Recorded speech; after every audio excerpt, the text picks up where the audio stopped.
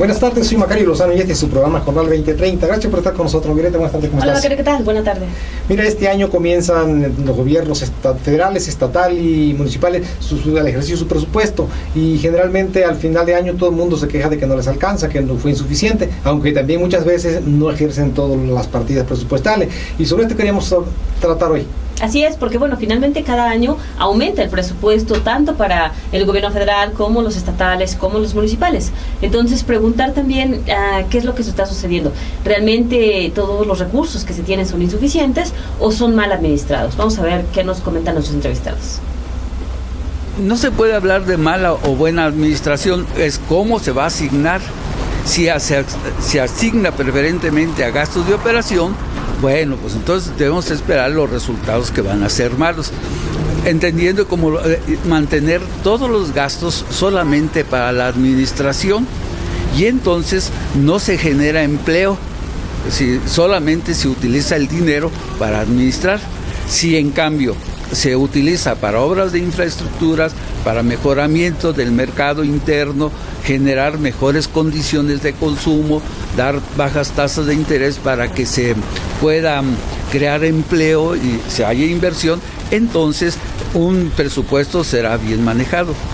Siento tan importante la cantidad del presupuesto, no es suficiente por la forma en que se tienen asignado el presupuesto. Aquellos presupuestos que logran multiplicar la inversión, el consumo para la población, y de acuerdo con las políticas públicas, si se asignan altos salarios como habían tenido haciéndose, entonces se va a destinar un presupuesto muy alto allí y será en consecuencia una mala administración. ¿Por qué? Por las políticas que están siguiéndose económicas. Si en cambio bajan y se hacen medidas de ahorro para utilizar esos recursos, para mejorar las condiciones del mercado, para crear las condiciones mejores del empleo y para crear las condiciones mejores para la empresa, van a favorecer el desarrollo del mercado interno, como también en el mejoramiento del salario, el consumo. Es esencial para que en este caso el sector público se mueva. ¿De qué vive el gobierno? Pues de los impuestos y derechos que nosotros como ciudadanos pagamos. Y tú muy bien sabes que cualquier cantidad en cualquier país, no en México únicamente, es insuficiente. Pero aquí también tenemos que conminar a la población, pues para que ponga su granito de arena, ¿no? Para que sea corresponsable. Porque si todo dejamos en manos del gobierno, cualquier dinero que se tenga en el sector público es insuficiente. ¿Por qué? Porque las demandas crecen, la población aumenta y las demandas crecen, y además trae rezagos importantes, que es también un punto a atacar y a invertir en el asunto educativo, en el asunto de seguridad, en el asunto de infraestructura. O sea, hay diversos aspectos que la vida institucional del Estado tiene que atender. Por supuesto, entiendo que está plenamente discutido, que está analizado y que debiera de ser suficiente.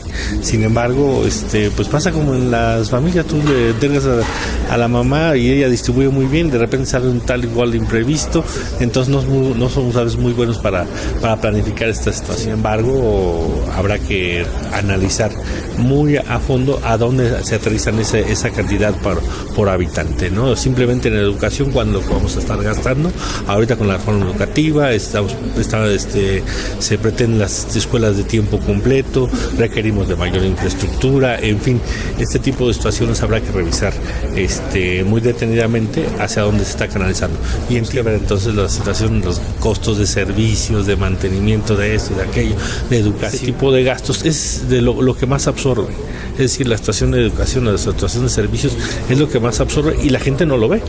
O sea, lógicamente no ve la situación de un drenaje, pues porque queda enterrado. Lo mismo la situación de la educación, sí, buena, mala o regular calidad, de todo modo estamos sufragando este tipo de situaciones. El presupuesto nunca es suficiente, pero yo creo que fue un buen presupuesto. Fue un presupuesto basado ya en los que traía Acción Nacional. Obviamente hicieron algunas modificaciones y como te digo, es un tema muy complejo, pero directrices de cómo van a mover el presupuesto. Obviamente los secretarios, cómo van a hacer su chamba.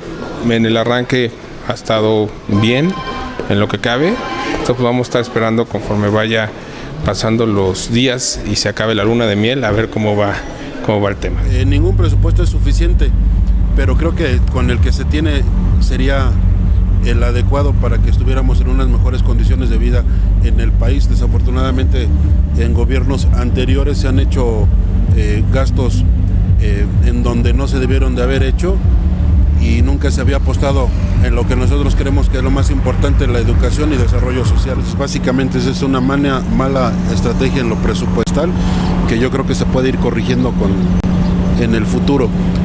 Pero vuelvo a reiterar, es básicamente una mala estrategia en presupuesto y recaudación y cómo se aplica por parte del gobierno federal. Los 3 billones que se tienen presupuestados ahora es únicamente tratar de encaminarlo un poco más hacia el nuevo federalismo, que se distribuye en forma equitativa en los estados de la República y que se vea cuál es la prioridad y cómo se puede apoyar a la gente con nuevos empleos y con más educación.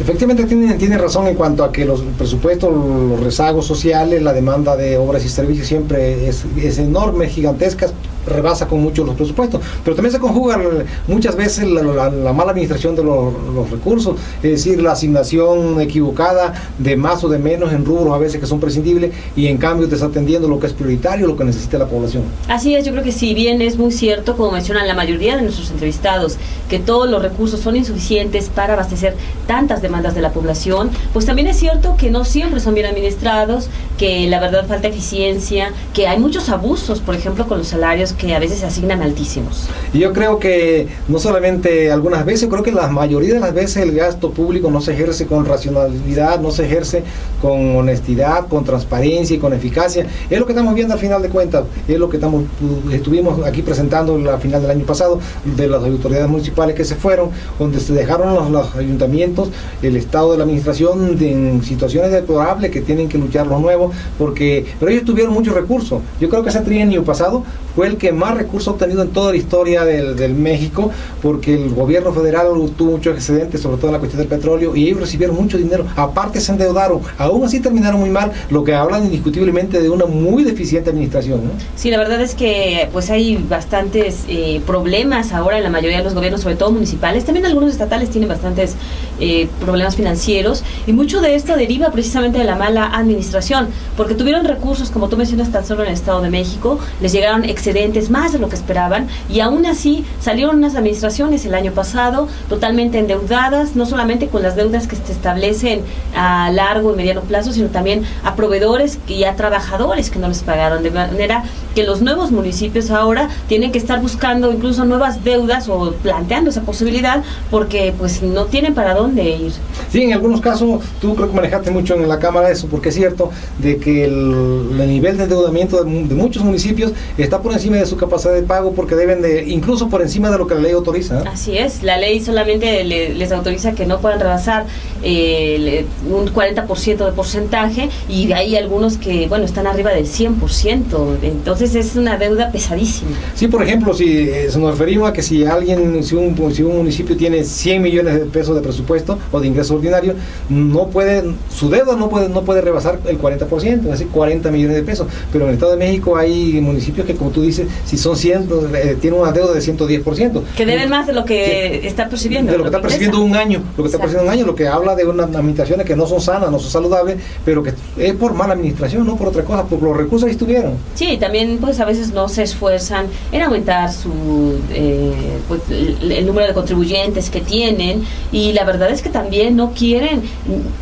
minimizar o bajar sus salarios, bajar las prestaciones, no entienden que finalmente son servidores públicos, son para servir, no para servirse del recurso público. Sí, muchas veces también se combinan dos cosas. Por una parte, los altos salarios, excesivos, exagerados, que no deberían ser, porque la verdad es que muchas veces un alcalde de un municipio mediano gana más que el presidente de la República, y que presidentes de otros países importantes como Brasil, un alcalde de Tlalnepantla o de Catepec o de Naucalpan o de no sé, Toluca, no tanto, pero sí ganan mucho más en forma exagerada, que es hasta un insulto, por una parte, pero por la otra también hacen compras y también también contratan obras con sobreprecio. Hay otra fuga poderosísima de interés.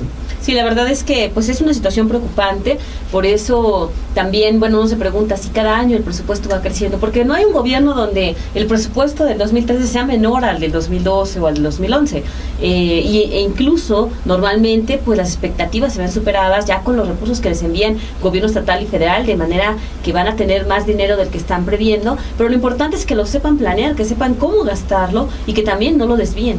Esto también es aplicable a los 3 niveles de gobierno, claro. Es decir, a la federación, a los estados y a los municipios, aunque es en los municipios donde se manifiesta el impacto negativo de cuando se administran más los fondos, los recursos públicos, porque en los municipios donde se hacen todas las obras, tanto las obras públicas federales como las estatales, municipales, pues obviamente se dan, y si no hay, si los servicios también son insuficientes, son de mala calidad, pues también ahí se nota que los recursos no están bien administrados, y aquí lo hemos discutido mucho y hemos criticado mucho, porque en el Estado de México los municipios tienen personal excesivo, o sea, de sobra, más personal del que necesitan. Hasta aviadores y en números considerable, y sin embargo los servicios son de mala calidad, porque los servicios muchas veces no necesitan más presupuesto que personal, y personal lo tienen de sobra, pues ni así saben aprovechar ni el personal que tienen. Efectivamente, entonces la verdad sí llama la atención, pues qué es lo que está sucediendo, por eso quisimos preguntar, y bueno, la mayoría de los que son políticos saben también que los recursos no son suficientes porque siempre hay muchísimas demandas de la población, pero por supuesto que ayudaría mucho que los gobiernos fueran eficientes y gastaran como debe ser, transparentaran además esto. Y esto es oportuno porque están iniciando el año y también las gestiones de los alcaldes, de los nuevos, que son de 3 años, pues para que quizá alguna autoridad, no sé, el órgano superior de fiscalización del Estado de México, la Contraloría, o la Cámara mismo en su conjunto, pudiera intervenir y exigirles que sean eficaces, que sean transparentes y que rindan cuenta.